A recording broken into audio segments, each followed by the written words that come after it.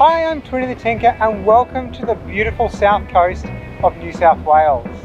I drove up over the snowy mountains here from Bendigo, had a great time, went camping, went for a walk, but there's a problem. I've still got dirty dishes because I brought everything but the kitchen sink. So in this episode of Twinnie the Tinker, I'm making a camping sink. First, I'm going to mark out the seams which will be rolled over at the top. This will give me something to hold on to. Next, I'll mark out the sides and how high they're going to be.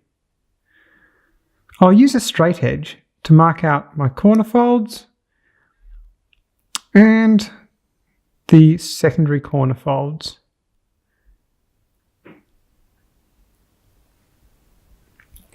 Just mark the waist, which I'll cut off with the tin snips, and of course I'll be wearing gloves because this is pretty sharp sheet metal.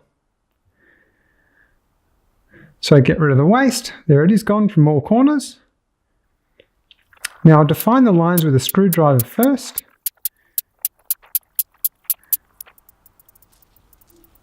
Use that to transfer the line to the other side. And use my straight edge to complete that and then define that line as well. Now I actually folded these the wrong way. You could do them either way, but I think I would have preferred them folded the other way. That's right, lessons you learn. So I'll define the rest of the folds now around the base, and already it's starting to take on a more three-dimensional shape than just a flat piece of sheet metal. This is basically metal origami. Now using the stake side of my Tinker's Anvil, I'm going to just start those folds. Now the corners are going to look pretty manky until I can complete the folds, but that's okay. Because once I hammer them flat, you won't see any of those dodgy little dents and things. Now I was going to bend them with a hammer, but I found I could actually just push bend this pretty easily. So I'm going to just sneak up on it a little bit at a time. Again, just making sure those fold lines are nice and sharp. Because just like in paper origami, having nice sharp folds gives you a better product.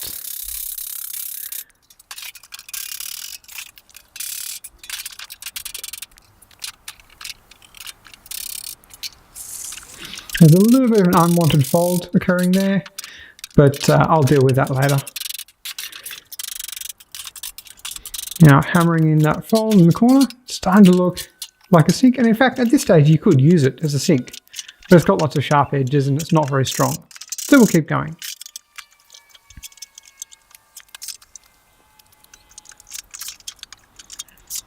Sneaking up on those corners, again trying to keep that bottom corner nice and sharp. Oh, there were these beautiful Jersey cows there too. I was filming in Tilba, which is a absolutely gorgeous dairy area on the south coast of New South Wales, just near or between Bega and Moruya. There we go, again bending over the stake to try and keep those lines as sharp as I can, and putting those folds in the right place and then hammering them flat. Using a little hammer just to sharpen those lines.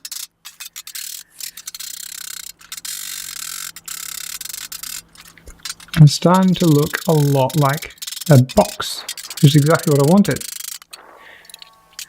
The folds are still not completely rigid yet, so we're going to cut up some 4 or 5mm wire, heat it up with blowtorch to the point where it's nice and bendy, and bend it over in the hardy hole in the anvil.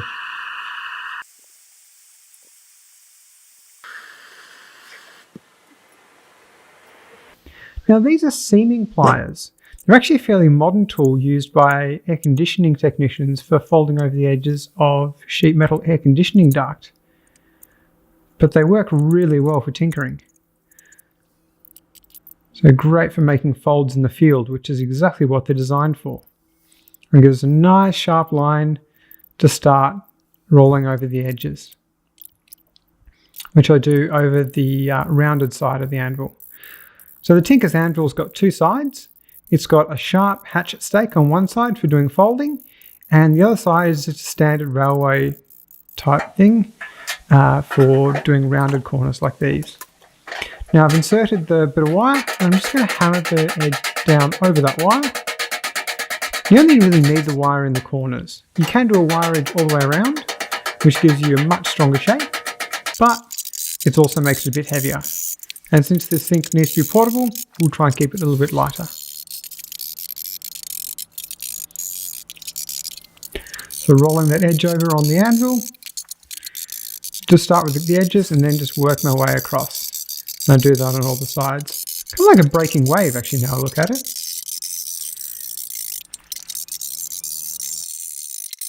I decided to rivet the corners with soft steel rivets, just to give them that bit more strength and hold those sharp edges in and out of the way. So first you drill a hole, poke the rivet through. I've used a little brass washer, it's a bit of a trademark of mine, and then I put the rivet through and hammered it over.